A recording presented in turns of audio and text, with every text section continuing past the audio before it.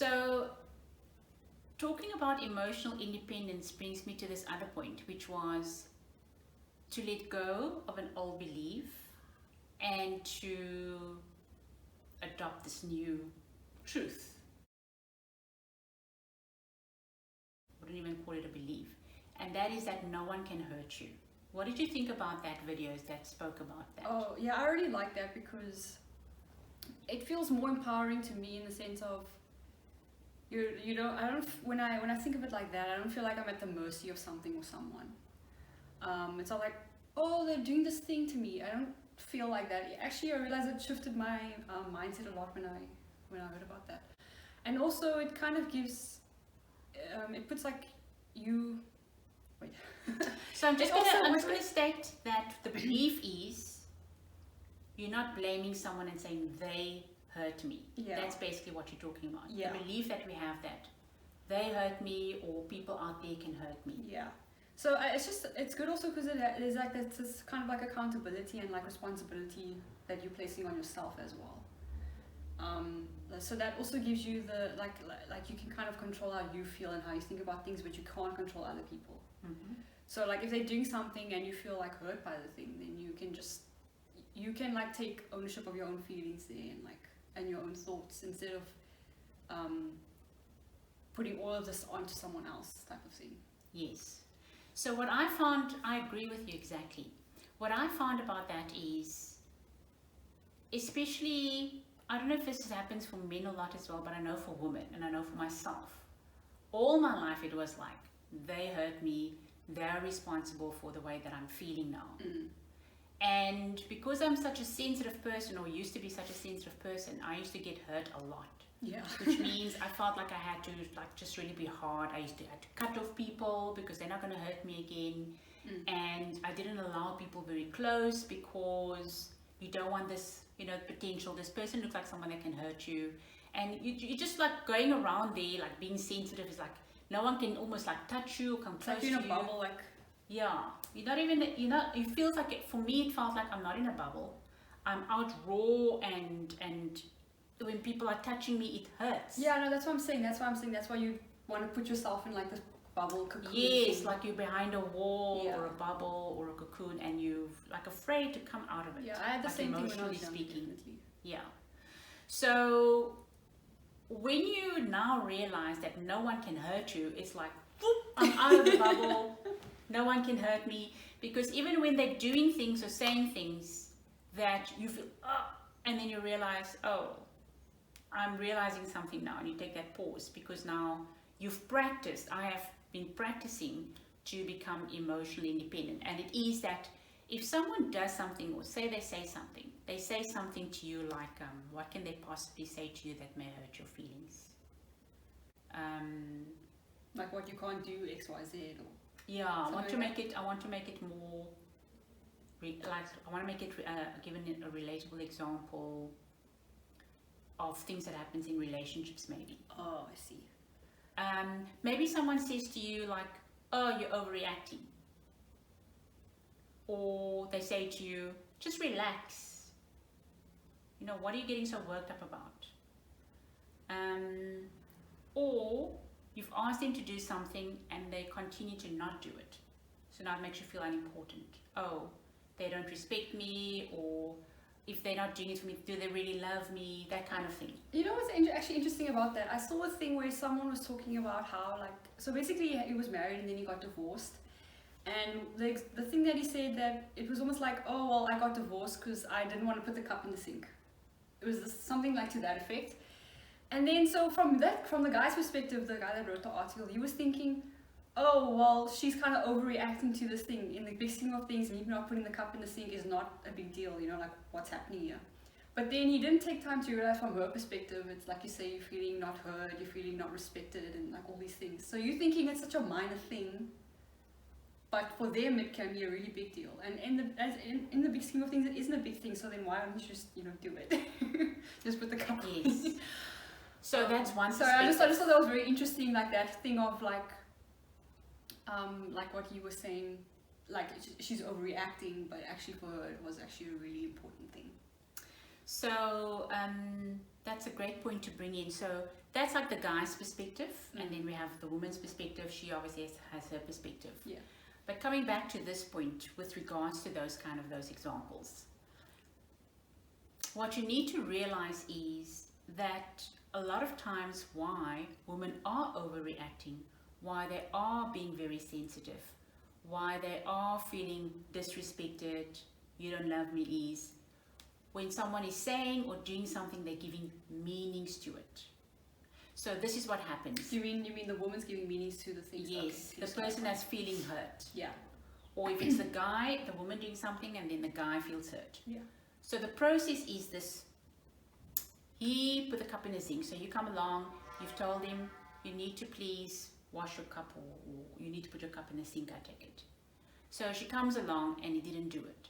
So now, if, say for example, this happens to me, right?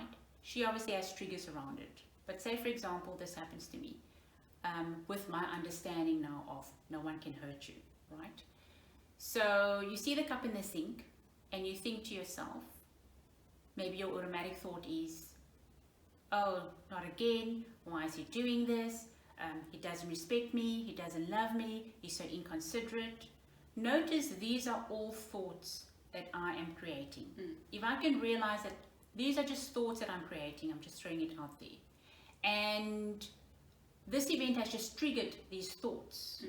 So what are these thoughts? What is the emotional content of these thoughts? It basically comes down to this person is saying to me, I'm unimportant. But this person is not saying that. This is a belief system that I have. A thought that I've been thinking over and over. A thought that probably from my childhood has been imprinted. That now makes me think that someone leaving the cup, not putting the cup in the sink, means that I'm unimportant. Because it sounds so silly when you say it like that, eh? It's like from 0 to 100, just... Yes, yes. So the it shows moment you your that mind your is... thoughts are those things that leading up to that 100. Cause yes. So you have the first thought, you have the second thought. See if you can stop it at the first or the second thought. So when your mind goes, why is he doing this? Da da da da, blah blah blah blah blah blah. Now you're down that path, and these thoughts are creating emotions in your body, and now you're feeling that. You're feeling insignificant. You're feeling unloved, and you say, they made me feel this way. They hurt my feelings. They don't care. More thoughts that you are thinking. So the more objective way to look at it, and you're allowed to do that and think that. But notice when you do it that way, you're the one that's sitting with hurt feelings. It's like poison. That thing you said? You're poisoning yourself. But what is the perspective of the guy? The guy has a bad habit of not putting the cup in the sink, right?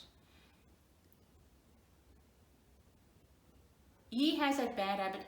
He is not even thinking about you, or that is making you feel insignificant or any of that. Because like you said, if it's a habit, you don't think about habits, you just do it. Like this is some people are not very tidy. This is their nature. Their nature is to not be very tidy. Their nature is, I'm just going to put this thing here, put it there, whatever. It's got nothing to do with you. It's got everything to do with them. But when they do it, then you take it personal and you do that kind of thing. Yeah. And now you feel hurt. So you could have just said to yourself, you have the choice to say to yourself when they put the cup in the sink or didn't put it in the sink, this person didn't put the cup in the sink again. Full stop. I choose to rather do it myself, put it in the sink, or I'm going to leave it. I don't like it when I leave it there, but that's how I feel, I'm just going to leave it. You can choose then not to think further on it. Because it is your thoughts, remember, that is causing you to feel hurt feelings. If you don't think those thoughts, you won't have those feelings.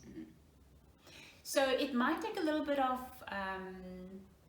introspection for you to realize, like those, to not make a habit of going down that spiral there. Yeah. So that sometimes takes a bit of practice to catch yourself and be like, hey, going down this path again, don't really want to, so. Yeah.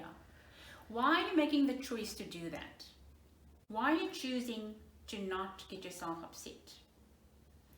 The only thing that gets upset is the ego. The only thing that gets offended is the ego. The only thing that gets hurt is the ego. Sounds very fragile. And sometimes if you feel like you want to entertain it, go ahead and do it, but let it be a choice. So instead of like a reaction. Yes. Yeah. So you can choose to let it be, I don't like this, but I'm choosing just to full stop. And then maybe address it later with the person. This doesn't mean you can't address your issues, or you like can't. you must just not say anything. Yeah, that's you can not, say anything. That's you not can the say, point no. of this. But it's not he put it there to hurt you. Yeah. And it's not he put it there because he doesn't love you. And it's not he put it there because he doesn't respect you. It's none of those things really, unless it is, in which case you find that out. Your relationship is down the road where it's been eroded already. But for me, that was very powerful. So also, say for example, another experience where there is someone close to you saying something to you that the ego could find offensive or whatever. You can entertain it or not entertain it. But do know that your response in terms of the thought you are thinking, that's what's creating the hurt. So choose to create hurt or choose to not create hurt is your choice. And it's so powerful to just choose not to create thoughts that hurt you. Because the only person that can then actually hurt you is you hurt yourself by the thoughts that you think. You just kind of have to make that your, like a habit, like you said. Yes, I think you need to ponder that point. You need to go ponder it. You need to practice it. There's lots of people to practice on. They're going to be doing things. It's going to come up somewhere. Yeah. People are how they are. Yeah. And it's going to trigger you. But then realize these thoughts that I'm thinking, I am creating these thoughts. And a lot of these thoughts, the reason you are creating those thoughts, they're coming from conditioned programs, from things that happened to your childhood, suppressed things that now needs to come up. That energy needs to come up. It needs to be released. And I just realized the funniest thing about like when you actually just kind of let things go is that they sort of right themselves. They sort of just fix themselves, you know? So give an example. I just mean instead of like being, like that whole of things, like you want to like control things and everything, when you kind of just let go, then it will just sort of... I hear what you're saying, but can you think of an example just so that like everybody's on the same page? What would be an example of that? So yeah, I've had this experience where someone is like, let's say they're cooking or whatever they're doing, they're in the kitchen or whatever, then they don't like clean up properly, or it's still like messy, and then you kind of just let it go, that thing of like, oh well, why aren't they doing this and whatever, and then so you just feel like those experiences just happen less, or they kind of disappear altogether. So maybe they just like don't really cook anymore, or they just, if they do something, maybe they do actually clean up properly or something. But basically those experiences just kind of leave your space, or however you say it. Like that is so interesting. That is so true. A lot of times that'll happen. I think, what I think it is, it's also because you're not focusing on it so much, because when you focus on things, it kind of expands it. Yeah, it expands it, yeah. Yeah, and magnetizes more experience. Yeah. And the reason for that is you have an emotional charge. Yes. So when you have emotional charges around certain emotions, they're going to trigger experiences in your life to bring it up, so that you can have awareness to it, bring awareness to it, so that you can release it, because it's down there like a pressure cooker, and it needs to come up and be released. And that is why I think meditation is so important, because during meditation you just sitting still and allowing for whatever emotions wants to come up, welcome that emotions up, and say to yourself, I'm allowing these emotions to be, I'm accepting this emotion. So maybe you're feeling something like maybe that like I'm not enough feeling or whatever, or maybe you're jealous. Someone has something that you would like, and it's like, they're not better than me, why do they have it? Why can't I have that lifestyle, or whatever it is that you want? So whatever it is that's coming up, whether it's like through images and feelings, thoughts, let it come up, because these things are like pressed down, and we're pressing down, and they don't want to be pressed down anymore. They're going to give you experiences to bring it up, to bring it up, to bring it up. It always reminds me of, when you get like a cramp in your foot or something, the more you kind of try to like flex your foot or whatever, it like feels more painful. But if you just let it go, it hurts, and then it like relaxes. It's like you actually just have to feel and like process. Otherwise, it's always going to be something there. Yes. Kind of My own personal experience of what has helped me to allow these emotions to come up, because as you allow them and release them, it means that there has to be less experiences in your life that needs to trigger these, needs to give you experiences that trigger this stuff. And it's kind of more sustainable, or it's softer, it's gentler way of doing it, where you're sitting in your meditation, and once I'm relaxed, I will say like, I am softness. Because like when you feel these experiences coming at you, you actually like harden yourself, because like it's like harsh, but you don't realize you're making your internal world feel harsh. And if your internal world is feeling harsh because you're like from these experiences, then you can't relax, you don't feel safe, you don't feel trusting, you don't feel calm, you don't feel relaxed. All of that is going out the window. So to actually take time during meditation to say, I am softness, because the word that you use after I am means you identify with that quality. So if you are softness, immediately you can feel your body letting go of the tension. So if you're doing that during your meditation, so you say I am softness, and then you take a couple of breaths in between, because you're allowing yourself to feel that feeling. And then again, I am softness. You'll feel that it allows your body enough to like just bring up the stuff and let it go. And just bring up the stuff and let it go. Like relaxation. Yes, because if you're feeling vigilant and on guard, then it's like that whole pressing down. It's kind of like how you said, you know, when you were a child and you kind of suppress things because you don't know how to deal with it. It's like you don't have that capacity at that moment to process. So you like not mature enough. You're like you know. And then once you and then when you're an adult, you're still doing that. Yeah, you have to kind of unlearn all those things. Yeah. And if you were taught that, maybe some parents are good. They teach their children how to. They sit with them like. It would actually, like that would just help people so much if they were just taught these things as children. I mean, or at school, or if someone can teach it to you, because by the time you're an adult, you wouldn't have a lot of suppressed feelings, emotions, and also you kind of can master your and you know how to deal with you know, like your emotional processing. Because at the moment, with people having so much suppressed emotion, whenever a little thing happens, they blow. It's like they blow up. Yeah. So when a big thing happens, nervous breakdown. Whereas if you can handle the little things, like in that calm way, because you have that emotional energy, you are more capable of being able to handle the big things, because they're going to come. No one's life is so charmed that these things don't come to you. Things come to you. It's about how are you going to, you know, what is your response going to be in terms of your thoughts and your feelings and your actions, you know. So meditation is going to help you to recharge, where you are busy watering and cultivating that internal love of acceptance, approval, all of those good things. And you also have that knowing, no one can hurt me. And there will be times that you still feel hurt by them and you have to work through it. But the important thing is to realize they can't hurt me. They can do this. I can address it, but first I can just look at clearing myself that no one can hurt me, and I'm not going to think thoughts that hurt me. And when I do think thoughts that hurt me, let me just look at it. Is that the truth?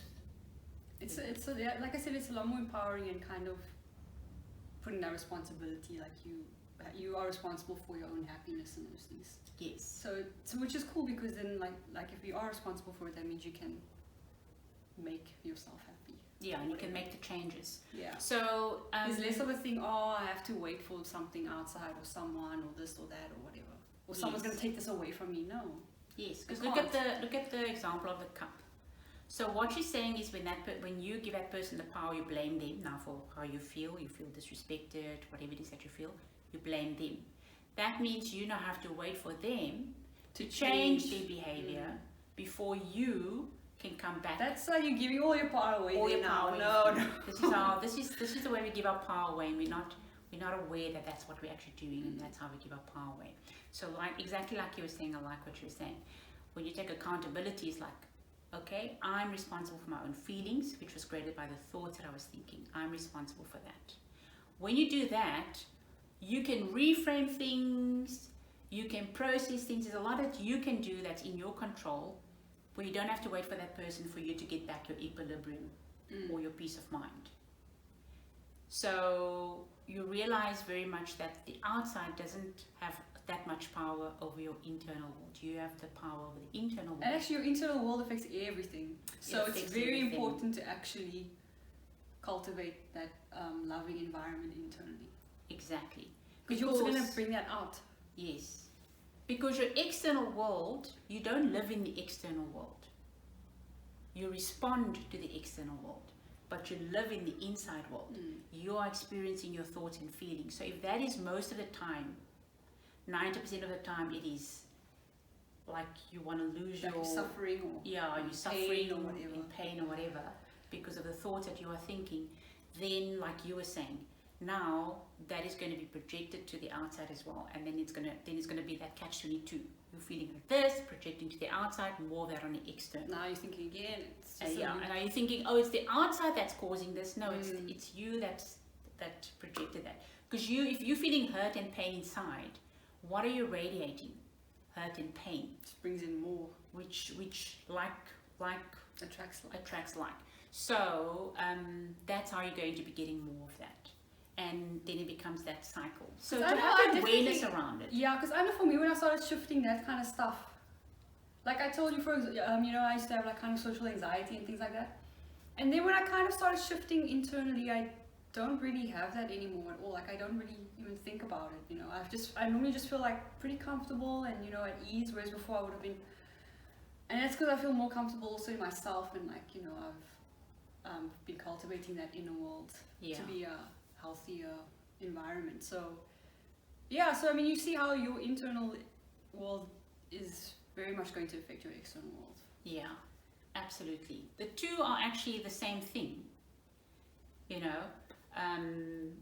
It's not going to be you having all this craziness inside and then outside is going to be tranquil. It's just not going to be like that. Because even if it is tranquil, you're not going to see it that way. Yeah, you don't. That's another not thing, going to actually. be a perception. Because I was thinking about this, how like you could be living in the most amazing place, but if you don't feel good, like that doesn't matter. Yeah. Because we've experienced that as well. We live in a nice place and then you're still feeling turbulent or whatever it is. Yes. So it's not going to matter if the outside is tranquil and all of that, like you're saying, because internally, where you spend most of your emotional experience, or how would you say that?